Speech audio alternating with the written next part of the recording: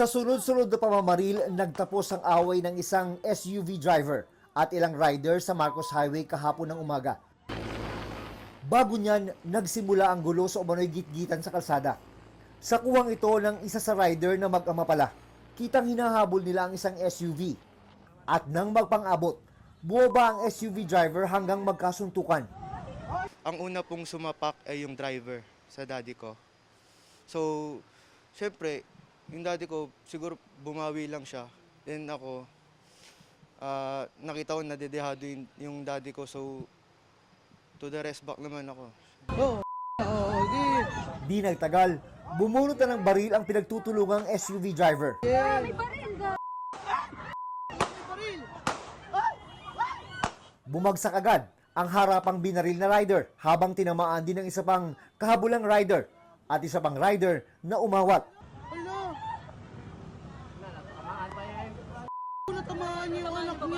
Natamaan din ng shooter ang kasama niyang babae. Nakalaunay na lamang ka-live-in niya. Binuhat niya ito at isinakay sa kanilang SUV. Nakaalis man ang suspect. Nakapagkasa naman agad ng hot pursuit operation ng Antipolo Police.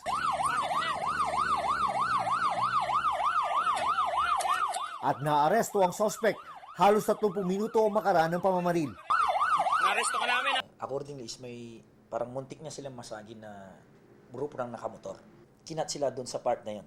So kaya nahinto rin yung sasakyan. Pinagkaisahan nila yung suspect. Una niya pong nagitgit is yung father ko, isa puwitan niya.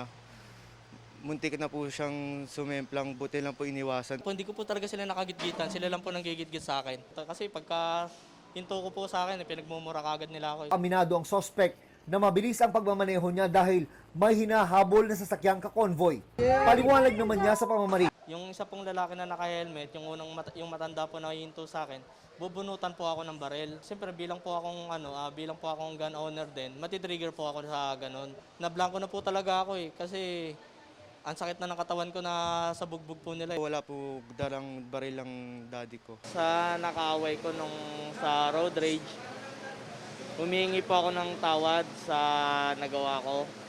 Dahil sa init lang po ng ulo, mainit po ulo namin pareho. 8 basyo ng bala ng 9mm pistol ang narecover ng mga pulis dito sa crime scene. Sa record ng PNP, rehistrado naman ang baril ng suspect.